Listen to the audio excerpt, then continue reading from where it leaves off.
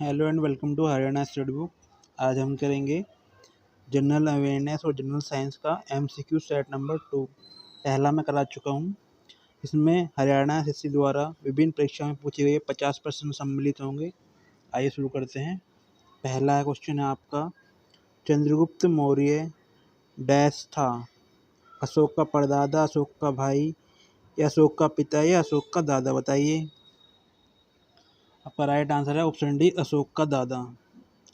देखिए, चंद्रगुप्त मौर्य ने मौर्य वंश की स्थापना की थी। मौर्य वंश के संस्थापक थे कौन? चंद्रगुप्त मौर्य। पता होगा आपको। उन्होंने सन 322 ईसा पूर्व में मौर्य वंश की स्थापना की थी। ठीक है। इनके बाद आए थे इनके लड़के बिंदुसार। ठीक है। बिंदुसार के बाद आए अशोक। ठीक है। अशोक का शासनकाल कितने ईसा पूर्व रहा?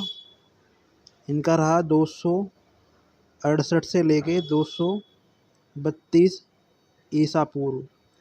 देखिए, ईसा पूर्व में जो संख्या होती है वो घटते हुए क्रम में चलती है। ठीक है।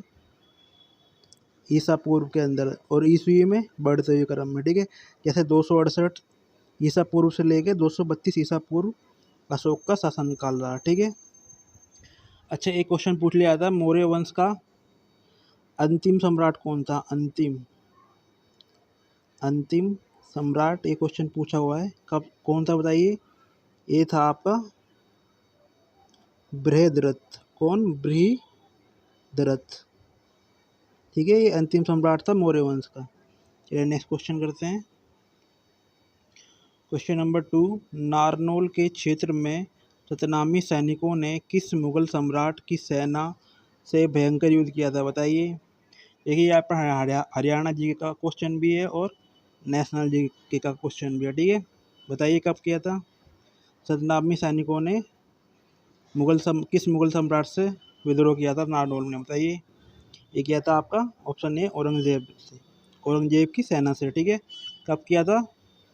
सन 1672 ईस्वी में। ठीक है। चलिए नेक्स्ट क्वेश्चन देखते हैं। क्वेश्चन नंबर 3 है, भारत में जैव विविधता हॉटस्पॉट के रूप में घोषित क्षेत्र कौन सा है? बताइए। यह है आपका ऑप्शन ए, हिमालय। ठीक है। भारत में मुख्यतः 4 जैव विविधता हॉटस्पॉट है। कौन कौन से? एक तो हिमालय हो गया आपका, दूसरा है आपका पश्चिमी घाट, इसे वेस्टर्न घाट भी बोलते हैं। ठीक है। पश्चिमी घाट। और तीसरा है आपका सुंदरलैंड। क्या? सुंदरलैंड। चौथा है आपका भारत बर्मा क्षेत्र। ठीक है। इसे म्यांमार भी बोलते हैं। ठीक है। बर्मा को म्यांमार भी बोलते हैं। तो ये भारत के 4 प्रमुख जैव विविधता हॉटस्पॉट है। ठीक है। चलिए नेक्स्ट क्वेश्चन देखते हैं। क्वेश्चन नंबर 4, एक खाद्य श्रृंखला में से किसे प्राथमिक उत्पादक माना जाता है? यानी कि प्राइमरी प्रोड्यूसर किसे माना जाता है? बताइए। ये माना जाता है आपका ऑप्शन बी, स्वयंपोषी। यानी स्वयंपोषी कौन होते हैं? हरे पौधे जो अपना भोजन खुद बनाते हैं वही तो उत्पादक होते हैं, बाकी तो सब उपभोक्ता होते हैं। ठीक है ना। चलिए नेक्स्ट क्वेश्चन देखते हैं। Question number 5, doctor Salim Ali एक जाने माने डैश है। बताइए क्या है? ये हैं, बताइए कौन है? ये ऑप्शन ए आपका राइट होगा। ये है पक्षी वैज्ञानिक जाने माने। ठीक है। अच्छा बताइए, डॉक्टर सलीम अली, इनके नाम से एक पक्षी अभ्यारण्य है, कहाँ पे है? बताइए। पक्षी अभ्यारण्य है, डॉक्टर सलीम अली पक्षी अभ्यारण्य कहाँ पे? बताइए। ये है आपका गोवा में। कहाँ पर? गोवा में। ठीक है। ये भी पूछा हुआ क्वेश्चन है हरियाणा से बार। नेक्स्ट क्वेश्चन देखते हैं। क्वेश्चन नंबर 6 है, निर्वाचन की समस्त शक्तियाँ जिले में किसके पास होती है? बताइए। आपके ऑप्शन है पुलिस अधीक्षक, जिला रोजगार अधिकारी, उपायुक्त या अतिरिक्त उपायुक्त। बताइए, आपका ऑप्शन सी राइट आंसर है, उपायुक्त। यानी एग्जाम्पल के तौर पर हम देखते हैं, ये बताइए हरियाणा में जो राज्य निर्वाचन आयोग है, हरियाणा का राज्य निर्वाचन आयोग है,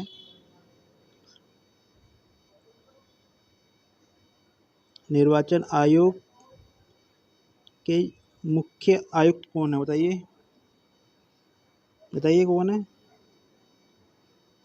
कि मुख्य चुनाव आयुक्त कौन है हरियाणा निर्वाचन आयोग के?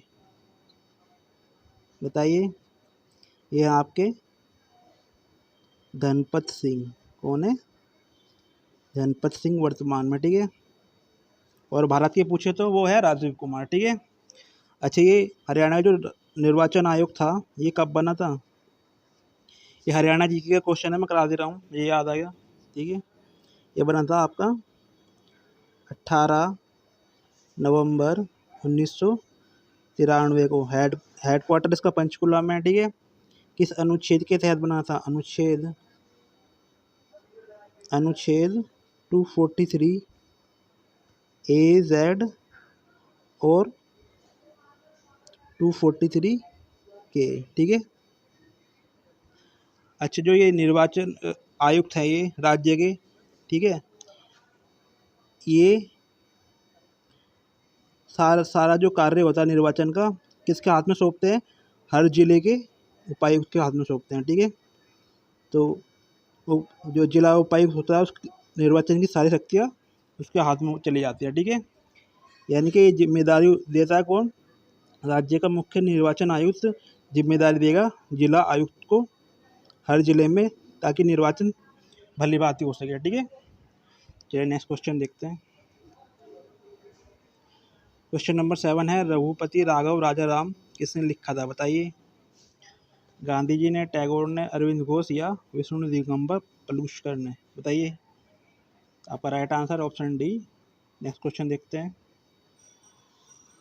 क्वेश्चन नंबर 8, 1000 ग्राम के भार और 5 सेंटीमीटर की त्रिज्या वाली समान वृत्ताकार तस्तरी इसके तल के लंबवत इसके केंद्र से गुजरने वाली धुरी के चारों ओर घूमती है, तो उसका जड़त्व आघूर्ण क्या होगा? देखिए, 11th क्लास का क्वेश्चन है, साइंस का।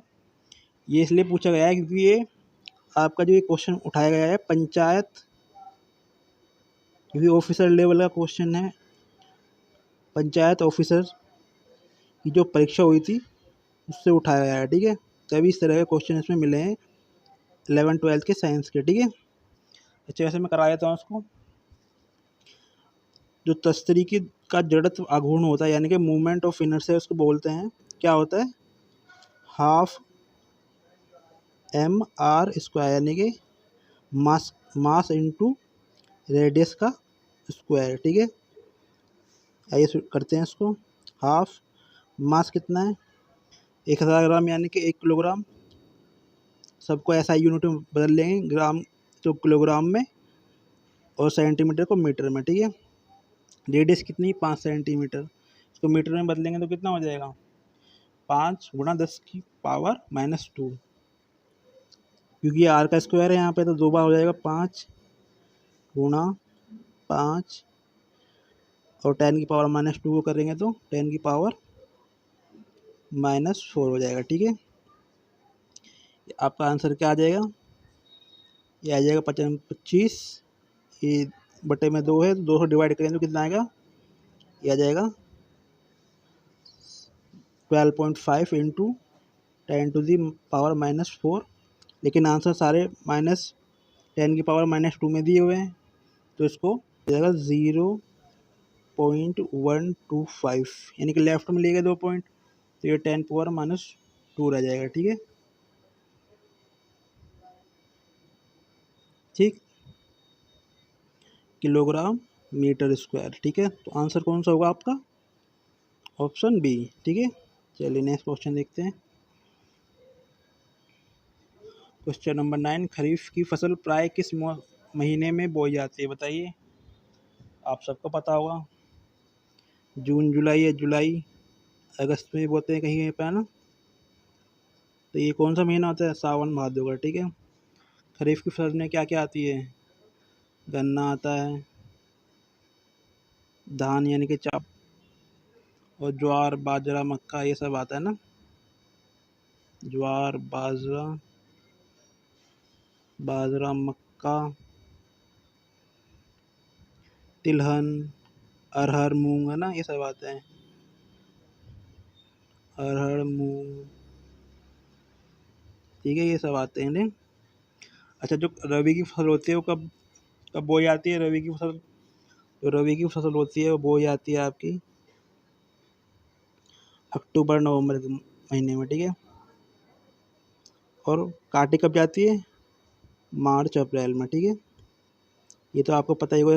इसमें क्या आता है? गेहूँ गेहूँ वगैरह आते हैं इसमें, गेहूँ मटर सोयाबीन वगैरह ना, गेहूँ आलू वगैरह ना। चलिए नेक्स्ट क्वेश्चन देखते हैं। क्वेश्चन नंबर 10, विद्युत कर किसके द्वारा निर्धारित किया जाता है? बताइए। विद्युत कर निर्धारित किया जाता है केवल राज्य सरकार के द्वारा, ठीक है। ये नेक्स्ट क्वेश्चन देखते हैं। क्वेश्चन नंबर 11, एक इलेक्ट्रॉन का विशिष्ट आवेश क्या होता है? बताइए। एक इलेक्ट्रॉन का विशिष्ट आवेश का फॉर्मूला क्या होता है? ये होता है आवेश अपॉन में द्रव्यमान, ठीक है, द्रव्यमान। अब इलेक्ट्रॉन का आवेश कितना होता है? 1.6 इंटू 10⁻⁻19 कूलम। और द्रव्यमान कितना होता है इलेक्ट्रॉन का? 9.1 इंटू 10⁻31। आप इसको सोल्व करेंगे, ये ऊपर चले जाएगा, पॉइंट से पॉइंट कट जाएगा, कितना हो जाएगा? 16.91, और ये ऊपर चले जाएगा तो कितना कितना हो जाएगा? 10⁻12 बच जाएगा, ठीक है। -31 ऊपर जाएगा तो प्लस का 31 हो जाएगा, ठीक है। फिर 19 इसमें से घटाएंगे तो कितना हो जाएगा? 12, ठीक है।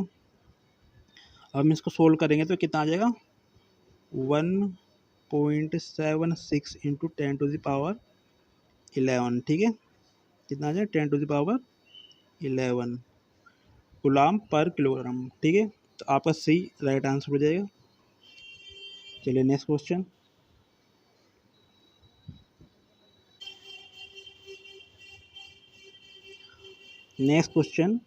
क्वेश्चन नंबर 12, एक स्वस्थ शरीर में स्वस्थ मन निवास करता है, यह कथन किसने कहा था? ये कहा था अरस्तु ने। ऑप्शन बी आपका राइट है।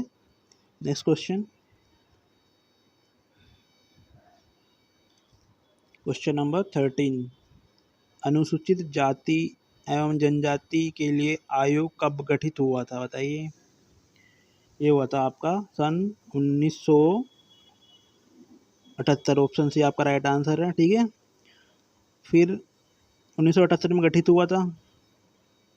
1978 में जाति एवं जनजाति आयोग गठित हुआ। फिर क्या हुआ? 89वां संशोधन हुआ संविधान में। 89वें संशोधन द्वारा 2003 में हुआ था ये। 19 फरवरी 2004 को इनको अनुसूचित जाति और जनजाति आयोग को अलग कर दिया गया था, सबको, है ना। अनुसूचित जाति आयोग अलग बना दिया गया था और अनुसूचित जनजाति आयोग अलग बनाया गया था। SC आयोग अलग कर दिया गया था और ST आयोग अलग कर दिया गया था। कब? 19 फरवरी 2004 को। कौन से संविधान संशोधन से? 89वें, ठीक है। ST आयोग, ठीक है। अच्छा, SC आयोग के बारे में कौन से अनुच्छेद में दिया गया है? ये दिया गया आर्टिकल 338। और ST आयोग के बारे में एक अनुच्छेद जोड़ा गया था 338 के या ए बोल सकते हैं इसको, ठीक है। चलिए नेक्स्ट क्वेश्चन देखते हैं।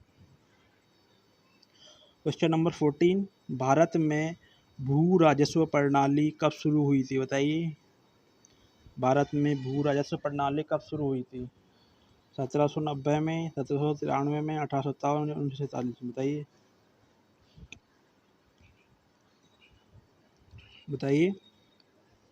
ये शुरू हुई थी आपकी 1793 में। ऑप्शन बी आपका राइट आंसर है। किसने की थी? ये की थी लॉर्ड कॉर्नवालिस ने। इसका नाम क्या था जो शुरू हुई थी भू राजस्व प्रणाली ब्रिटिश सरकार द्वारा सर्वप्रथम? का नाम था स्थायी बंदोबस्त या स्थायी बंदोबस्त प्रणाली, स्थायी बंदोबस्त, या इसको जमींदारा प्रणाली भी बोलते थे। जमींदारा प्रणाली। क्यों बोलते थे इसको जमींदारा प्रणाली? क्योंकि जो भूमि पर जिसका अधिकार था, जमींदारों का अधिकार था, और लगान भी भरने का जिम्मेदारी जमींदारों को थी, इसलिए इसको जमींदारा प्रणाली भी बोलते थे। ठीक है। ये कहाँ लागू की गई थी? ये लागू की गई थी बंगाल, बिहार और उड़ीसा में। ठीक है। ठीक है। कब? 1793 में। ठीक है। लॉर्ड कॉर्नवालिस ने की थी। चलिए नेक्स्ट क्वेश्चन देखते हैं। Question number 15। ये भी भू राजस्व प्रणाली है। रैयतवाड़ी व्यवस्था क्या है? एक भू राजस्व प्रणाली है ये भी, यानी कि जिसके तहत भूस्वामियों को, ब्रिटिश सरकार को अपने उपज का एक हिस्सा देना पड़ता था टैक्स के रूप में। ठीक है। जिसमें रैयत का मतलब है, का अर्थ होता है किसान, यानी कि इस व्यवस्था में जो किसान होता था वो भूमि का मालिक था। भूमि का मालिक था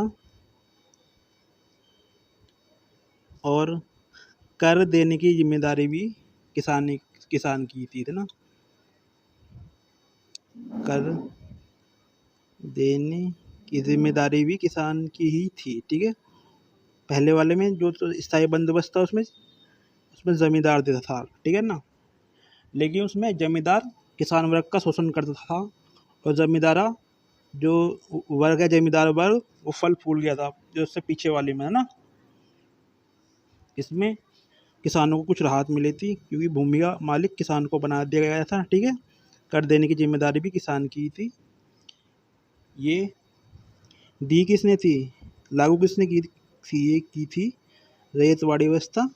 ये की थी मद्रास में। मद्रास और बॉम्बे में इसने की थी। मद्रास का गवर्नर था सर थॉमस मुनरो। कौन? Sir Thomas Munro. ठीक है। चलिए नेक्स्ट क्वेश्चन देखते हैं। Question number 16। माहलवाड़ी व्यवस्था कब शुरू की गई? ये भी भू राजस्व प्रणाली थी, तीसरे नंबर की, ब्रिटिश सरकार द्वारा जो लगाई गई थी। ठीक है। ये शुरू हुई थी 1833 में। ठीक है। 1833 में। इसमें माहल का नाम गांव से मतलब था, माहल का अर्थ था गांव। इसमें जो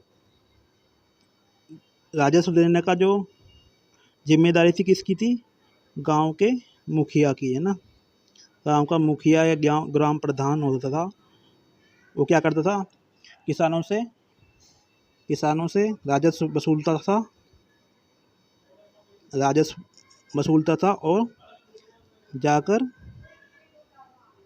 किनको देता था? ब्रिटिशों को दे देता था। ठीक है ना।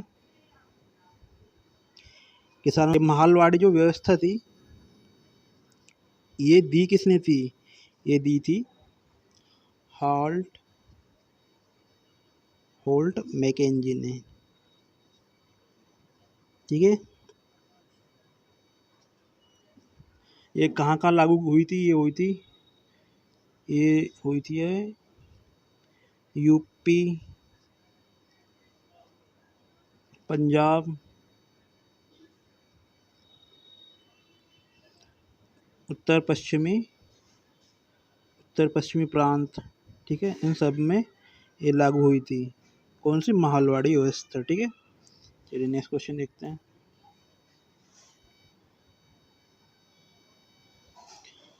Question number 17। जब राष्ट्रपति और उपराष्ट्रपति दोनों का पद एक साथ खाली हो तो राष्ट्रपति पद पर अस्थायी रूप से कौन काम करता है? बताइए कौन काम करेगा? देखिए, जब राष्ट्रपति का पद खाली है तो उपराष्ट्रपति काम करेगा, लेकिन जब उपराष्ट्रपति का पद खाली है तो उपराष्ट्रपति का भी पद खाली है तो तब कौन कौन काम करेगा? राष्ट्रपति पद पर फिर कौन काम करेगा? भारत का मुख्य न्यायाधीश। ठीक है, फिर नेक्स्ट क्वेश्चन देखते हैं। क्वेश्चन नंबर 18, किसी देश का राष्ट्रीय निवल उत्पाद यानी कि नेट नेशनल प्रोडक्ट की बात कर रहा है, एनएनपी की। ठीक है, वो क्या होता है? बताइए बताइए क्या होता है? ये होता है सकल राष्ट्रीय उत्पाद में से मूल्यह्रास भत्ते घटाकर, यानी कि जो जीडीपी होता है किसी देश का, उसमें से डेप्रिसिएशन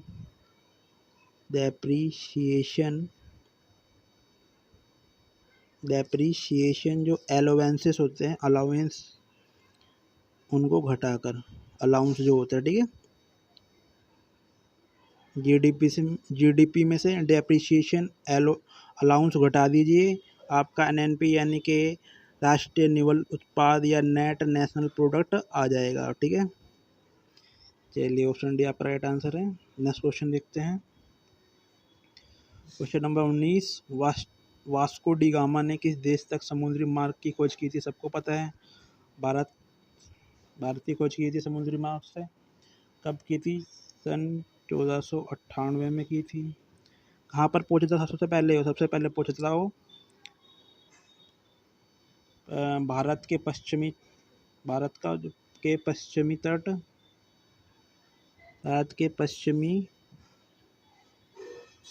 तट कालीकट पहुंचा था। कहाँ पर? केरल के कैलीकट पहुंचा था। वहाँ पर इसका स्वागत किसने किया था? राजा जमोरिन ने किया था, राजा जमोरिन। ठीक, चलिए नेक्स्ट क्वेश्चन देखते हैं। क्वेश्चन नंबर 20, संविधान सभा द्वारा भारतीय संविधान को विधिवत रूप से कब अपनाया या अंगीकृत किया गया था? बताइए।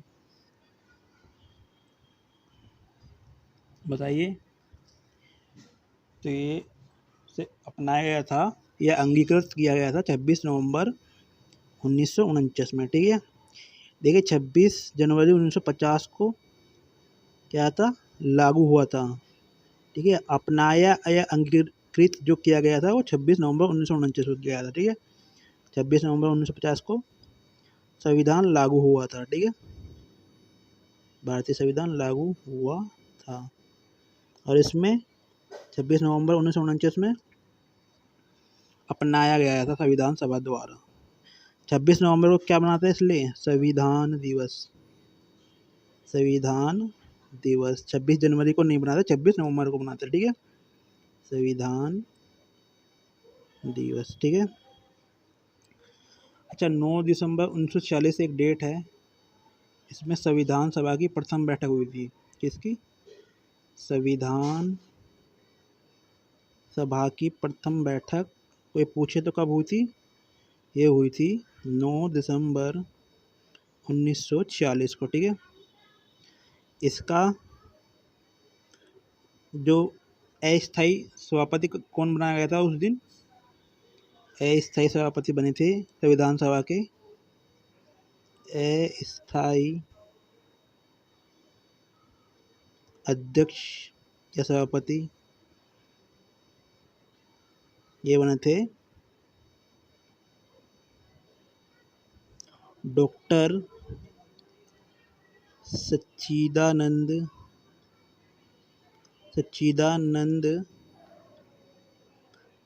सिन्हा। ठीक है, ये पूछेगी संविधान सभा के अस्थायी अध्यक्ष या सभापति कौन थे? आप बोलेंगे डॉक्टर सच्चिदानंद सिन्हा। ठीक है, और स्थायी के बारे में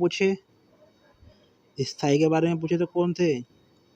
2 दिन बाद यानी कि 11 दिसंबर 1946 को बना दिया गया था स्थायी सदस्य इसको, राजेंद्र प्रसाद को। किसको?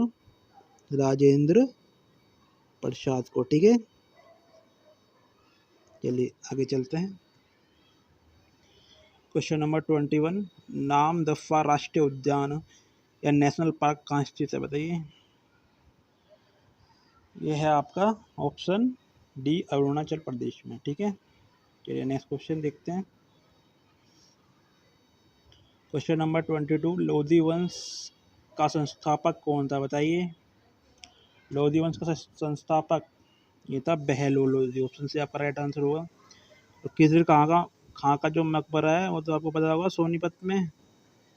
ठीक है, चलिए नेक्स्ट क्वेश्चन देखते हैं। क्वेश्चन नंबर 23, कौन सा वन्यजीव अभ्यारण्य एशियाई शेरों का वास स्थल है, बताइए। ये है आपका गुजरात का गिर फॉरेस्ट नेशनल पार्क, गुजरात में है ये। ठीक है, या पेरियार नेशनल पार्क कहाँ पे है, ठीक है, जहाँ पे आप पेरियार शब्द देखेंगे वो समझ लेना केरल से संबंधित है। ठीक है, कहीं पे भी आप पेरियार नदी, पेरियार कुछ भी देखें तो समझ लो केरल की बात कर रहा है वो। ठीक है, ऑप्शन है आपका राइट आंसर है। ठीक है, चलिए next question number 24। Question number 24 है, पंचायती राज भारत में सर्वप्रथम वर्ष 1959 में कहाँ लागू किया गया था, बताइए। ये लागू किया गया था राजस्थान के नागौर जिले से और आंध्र प्रदेश में। ठीक है, पूर्ण डेट क्या थी, 2 अक्टूबर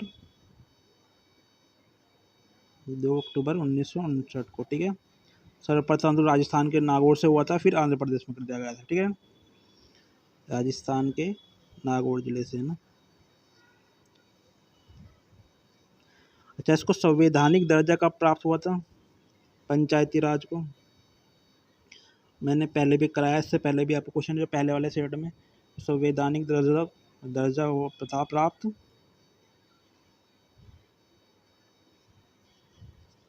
73वें संविधान संशोधन। ठीक है, संविधान संशोधन से, है ना,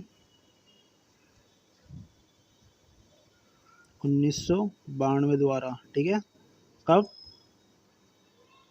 24 अप्रैल 1994 को पूरे भारत में लागू किया गया था। ठीक है, इसी वजह से 24 अप्रैल को पंचायती दिवस मनाते, राष्ट्रीय पंचायत दिवस। ठीक है, चलिए नेक्स्ट क्वेश्चन देखते हैं। क्वेश्चन नंबर 25, यदि पंचायत भंग कर दी जाती है तो चुनाव कितने समय के भीतर कराया जाना चाहिए, बताइए। ऑप्शन सी आपका राइट आंसर, 6 महीने के भीतर करा लेना चाहिए। ठीक है, चलिए नेक्स्ट क्वेश्चन देखते हैं। क्वेश्चन नंबर 26, विश्व पर्यावरण दिवस कब मनाया जाता है, बताइए। विश्व पर्यावरण दिवस यह मनाया जाता है आपका 5 जून को। ठीक है, 11 जुलाई को क्या मनाया जाता है, ये बनाया था आपका विश्व जनसंख्या दिवस। ठीक है, वर्ल्ड पॉपुलेशन डे 11 जुलाई का। ठीक है,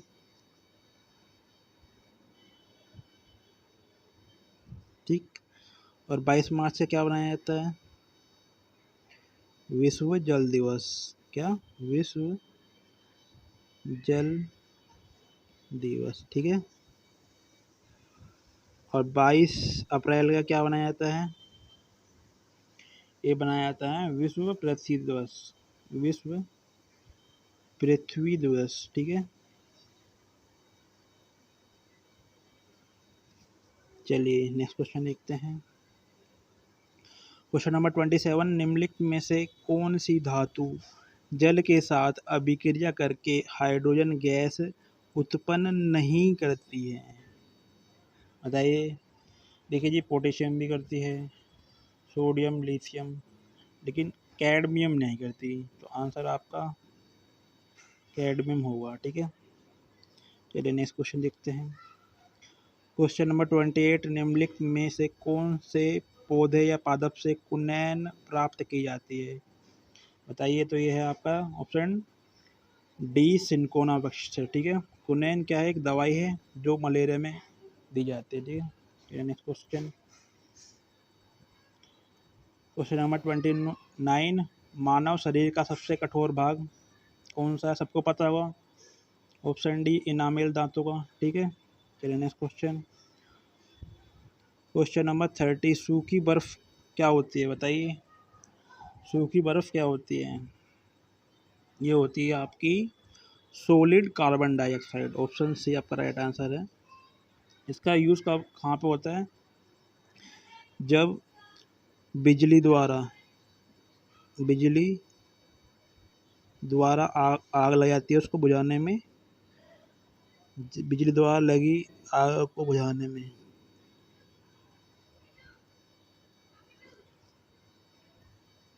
तो बुझाने में किसका? सॉलिड कार्बन डाइऑक्साइड का प्रयोग होता है। किसका? सॉलिड CO2 का प्रयोग होता है, जिसको सूखी बर्फ भी कहते हैं। ठीक है, चलिए नेक्स्ट क्वेश्चन देखते हैं। क्वेश्चन नंबर 31, एक पिन होल कैमरे द्वारा बनाया गया प्रतिबिंब कैसा होता है बताइए। देखिए भाई, कैमरे में जो दर्पण प्रयोग होता है कौन सा होता है बताइए। ये होता है अवतल दर्पण प्रयोग होता है। कौन सा? अवतल यानी कि कॉनकेव मिरर। ठीक है, और कॉनकेव मिरर या अवतल दर्पण में जो प्रतिबिंब बनता है वो कैसा बनता है? कुल मिलाकर अवतल दर्पण की 6 कंडीशन होती है। 6 में से 5 कंडीशन में हमेशा ये बनेगा, जो प्रतिबिंब बनता है वो बनता है आपका, क्या बनता है? वास्तविक और एवं उल्टा बनता है। वास्तविक और उल्टा बनता है जी। ठीक है, तो जब कैमरे में अवतल दर्पण है, अवतल दर्पण में वास्तविक और उल्टा प्रतिबिंब बनता है, तो इसके अंदर भी ऑप्शन सी वास्तविक और उल्टा प्रतिबिंब बनेगा। ठीक है, अच्छा, उत्तल दर्पण में केवल एक ही तरह का प्रतिबिंब बनता है। उत्तल या जिसको हम कॉन्वेक्स मिरर बोलते हैं, उसमें हमेशा एक ही तरह का प्रतिबिंब बनेगा। कैसा?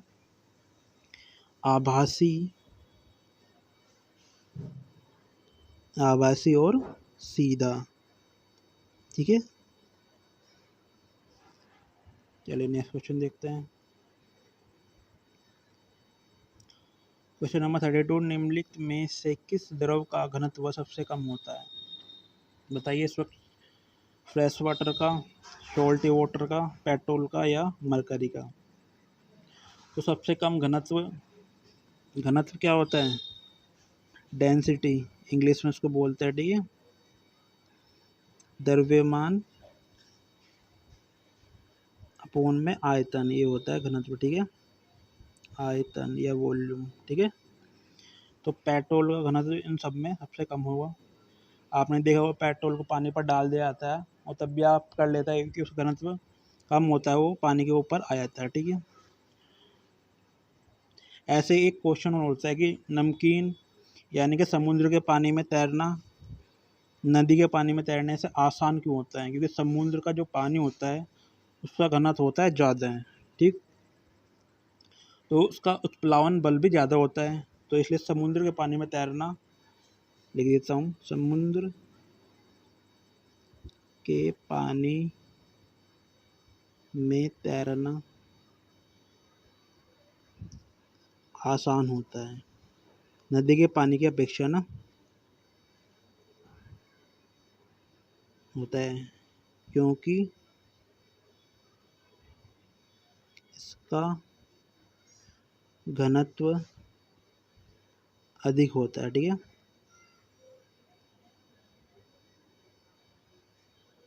चलिए नेक्स्ट क्वेश्चन देखते हैं। क्वेश्चन नंबर 33, मानव हृदय में कितने कोष्ठक या चैम्बर होते हैं? सबको पता है, ऑप्शन से 4 होते हैं।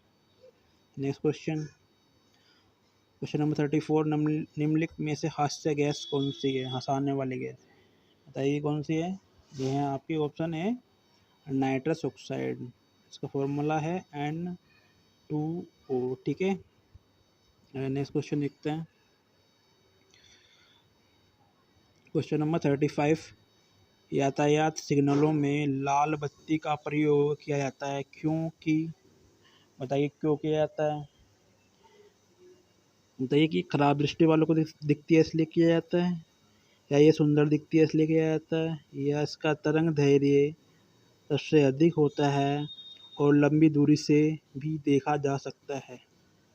ठीक है, तो ऑप्शन से आपका राइट आंसर होगा। ठीक है, अच्छा जब हम सफ़ेद किरण का जो प्रकाश पुंज होता है उसको प्रिज्म के अंदर से गुजारते हैं, एक प्रिज्म होता है ऐसा। ठीक है, ये 7 रंगों में टूट जाता है ना। प्रकाश की किरण को जब हम प्रिज्म से गुजारते हैं,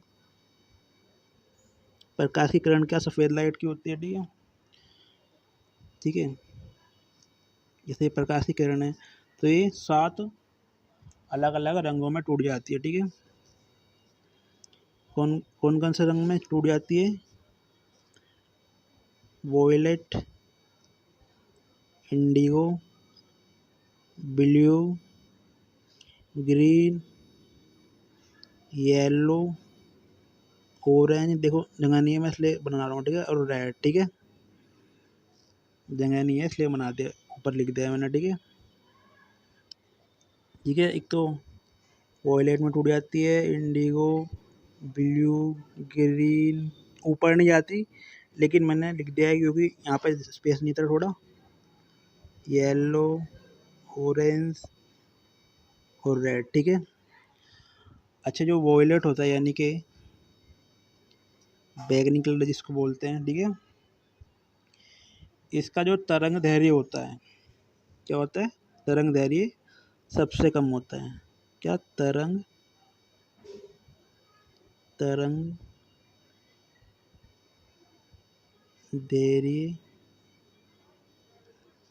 सबसे कम।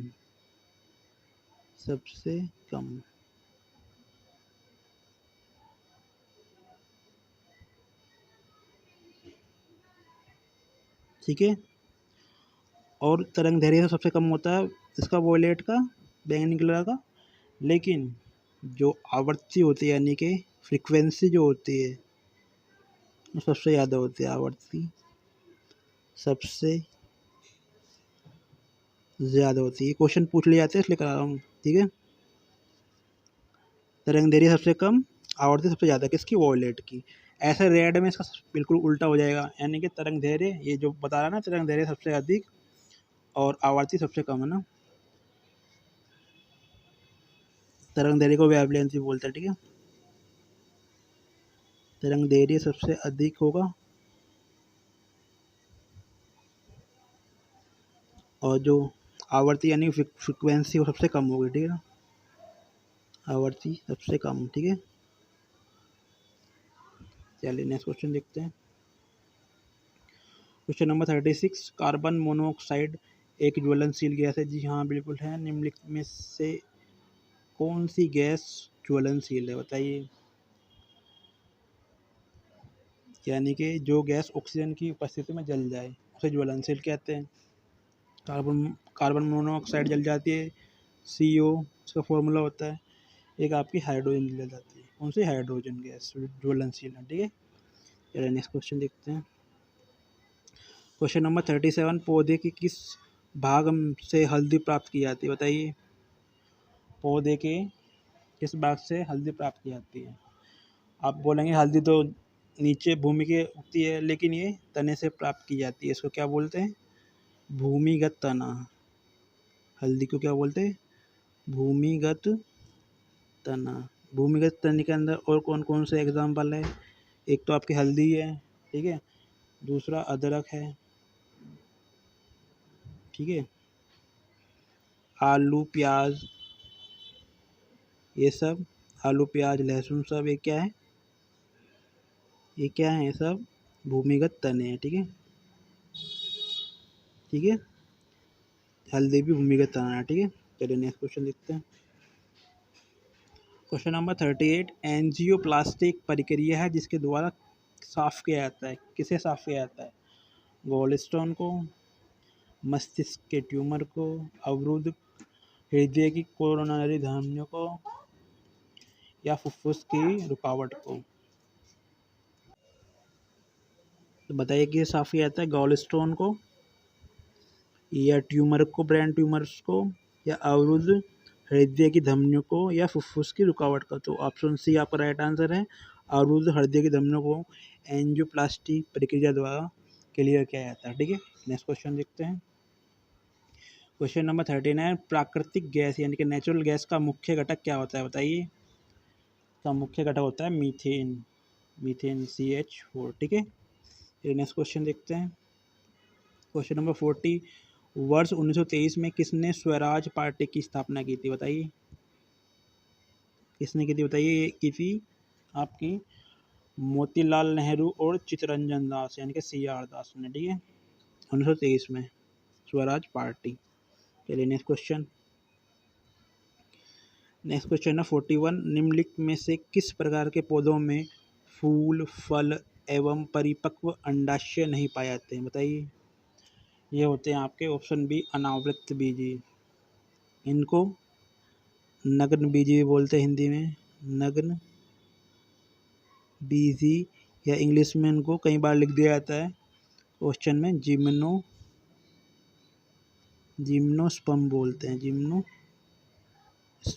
ठीक है, और आवर्त बीजी को क्या बोलते हैं, एंजियोस्पर्म, ANGIO, एंजियोस्पर्म। ठीक है, चलिए नेक्स्ट क्वेश्चन देखते हैं। नेक्स्ट क्वेश्चन देखते हैं। क्वेश्चन नंबर 42, कृत्रिम रूप से फलों को पकाने के लिए प्रयोग होने वाली गैस कौन सी है बताइए। ये है, बताइए कौन सी गैस है। मीथेन है, ईथेन है, एथिलीन या एसिटिलीन। तो ये है आपकी एथिलीन, इथाइलिन, फॉर्मूला C2H4। ठीक है, चलिए next question. Question number 43, hormone जो हमें जगाए रखने और कई बार सुस्त रखने का कारण होता है बताइए कौन सा हार्मोन है। ये सेरोटोनिन हार्मोन, ये मस्तिष्क में पाया जाता है। ठीक है, क्वेश्चन नंबर 44, शेर शाह सूरी जिन्होंने ग्रांड ट्रंक रोड बनाया था, ग्रांड ट्रंक रोड इन्होंने बनवाया था, शेर शाह सूरी ने। ठीक है, और उस पर कोस मीनारें भी लगवाई थी। इस पर कोस, हर कोस पर मीनारें लगाई थी ताकि लोगों को पता चल सके कि कितना कोस हो चुका है। ठीक है, कोस मीनारें भी शेर शाह सूरी ने लगवाई थी। ये क्वेश्चन पूछा हुआ है इसलिए मैं बता रहा हूँ, कोस मीनार के बारे में भी, GT रोड के बारे में भी। ठीक है, तो उन्होंने 1540 में किस मुगल शासक को भारत से भगाने को विवश कर दिया था। तो 1540 में बिलग्राम का युद्ध हुआ था। किस किस के बीच ये हुआ था, शेर शाह सूरी और इसके बीच, हुमायूं के बीच। तो ऑप्शन डी आपका राइट आंसर है। हुमायूं को इसने भागने पर मजबूर कर दिया था। ठीक है, चलिए नेक्स्ट क्वेश्चन। क्वेश्चन नंबर 45, भूदान आंदोलन कब शुरू किया गया था। ये शुरू किया गया था ऑप्शन सी 18 अप्रैल 1951 को। किसने शुरू किया था, आचार्य विनोबा भावे। कौन, आचार्य विनोबा भावे द्वारा, विनोबा भावे। ठीक है, चलिए नेक्स्ट क्वेश्चन देखते हैं। क्वेश्चन नंबर 46, वायुमंडल में सबसे पर्याप्त मात्रा में पाई जाने वाली गैस यानी कि सबसे अधिक मात्रा में पाई जाने वाली गैस वायुमंडल में कौन सी बताइए। ये है नाइट्रोजन। तो आपको पता है कितना प्रतिशत पाई जाती है, 78% के लगभग। ऑक्सीजन 21% के लगभग पाई जाती है। ऑर्गन 0.9% के लगभग पाई जाती है। और कार्बन डाइऑक्साइड बिल्कुल कम पाई जाती है, 0.03% के आसपास। ठीक है, चलिए नेक्स्ट क्वेश्चन देखते हैं। क्वेश्चन नंबर 47, संपत्ति का अधिकार जिसे 44वें संविधान संशोधन जो कि 1978 में हुआ था द्वारा मौलिक अधिकारों की सूची से बाहर किया गया है और अनुच्छेद डैश के अंतर्गत एक साधारण विधिक अधिकार बना दिया गया है बताइए। ये ऑप्शन डी, अनुच्छेद 301 के अंदर से साधारण विधिक कानूनन अधिकार बना दिया गया है। ठीक है, पहले क्या कहाँ था, मौलिक अधिकारों के अंदर था, लेकिन 44वां संविधान संशोधन हुआ 1978 में, इसको हटाकर 300 ए में रख दिया गया है, ठीक है। चलिए नेक्स्ट क्वेश्चन देखते हैं। क्वेश्चन नंबर 48, जल में अस्थायी कठोरता का कारण क्या है, बताइए। जल में जो टेम्परेरी हार्डनेस होती है उसका कारण क्या है? उसका कारण है ऑप्शन ए कैल्शियम और मैग्नीशियम के बाइकार्बोनेट्स, ठीक है।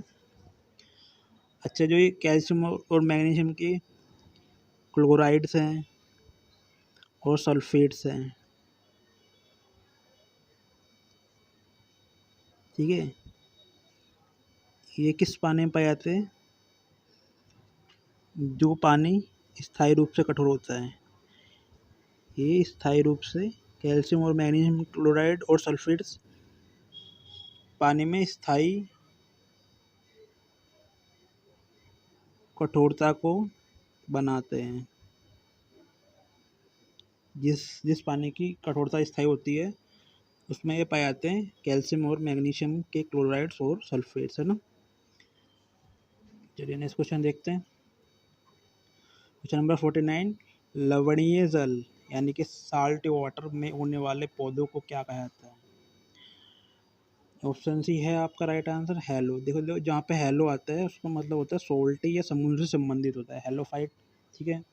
जीरोफाइट क्या होता है? जो शुष्क इलाकों में या मरुस्थल में उगते हैं, ना, शुष्क या मरुस्थल में, जो क्या बोलते हैं, मरुस्थलीय, मरुदभिद बोलते हैं, मरुदभिद बोलते हैं हिंदी में। जीरोफाइट पादप, ठीक है। और हाइड्रोफाइट क्या होते हैं? जो पौधे जल में उगते हैं, कौन से? जल में उगने वाले पौधे, ठीक है। नाम से पता चल रहा है इनके हाइड्रो, ठीक है। और मीजोफाइट क्या होते हैं? जो सामान्य वर्षा की, जो सामान्य मतलब वर्षा, औसत वर्षा वाले जो जगह होते हैं वहाँ पर उगते हैं, औसत वर्षा वाले स्थलों पर उगते हैं, ना, स्थलों में पाए जाते हैं। कौन? मीजोफाइट। इनको क्या बोलते हैं? समोद्भिद। जैसे वनों में, खेतों में, हमारे घरों में जो पौधे होते हैं वो मीजोफाइट के अंतर्गत ही आते हैं, ठीक है। चलिए नेक्स्ट क्वेश्चन देखते हैं। क्वेश्चन नंबर 50 और लास्ट क्वेश्चन है इस वीडियो का, निम्नलिखित में से कौन सा रोग वायु जनित है, यानी कि वायु में फैलता है, बताइए। तो ऑप्शन यहाँ पर राइट आंसर है खसरा, इसको इंग्लिश में मीजल्स भी बोलते हैं, ठीक है। ये किस वायरस से होता है, लेकिन ये हवा में फैलता है, ठीक है, हवा में फैलने वाला रोग है, और ये मोरबिली वायरस के कारण होता है। कौन सी? मोरबिली या पैरामिक्सो वायरस भी बोलते हैं इसको, पैरामिक्सो वायरस, ठीक है। जो टाइफाइड किस द्वारा होता है? ये बैक्टीरिया के द्वारा होता है। देखिए मैंने एक आपके लिए वीडियो बना दी है और एक कल या परसों में अपलोड कर दूंगा। मतलब मानव मानव में जो होने वाले रोग है विभिन्न प्रकार के कारकों से, जैसे वायरस से, बैक्टीरिया से, प्रोटोजोआ से होने वाले रोग है, उसकी मैंने वीडियो बना दी है, 1 या 2 दिन में अपलोड कर दूंगा, ठीक है। टाइफाइड किससे होता है? ये होता है आपका सोले मेनिला टाइफी नामक बैक्टीरिया होता है ना, टाइफी नामक बैक्टीरिया, इससे होता है ये ना टाइफाइड। खसरा वायरस से होता है, ये बैक्टीरिया से टाइफाइड, ठीक है। आई होप आपको वीडियो अच्छी लगी होगी। वीडियो अच्छी लगी तो वीडियो को लाइक करना, चैनल को सब्सक्राइब करना। मिलते हैं नेक्स्ट वीडियो में, तब तक के लिए टेक केयर, बाय बाय।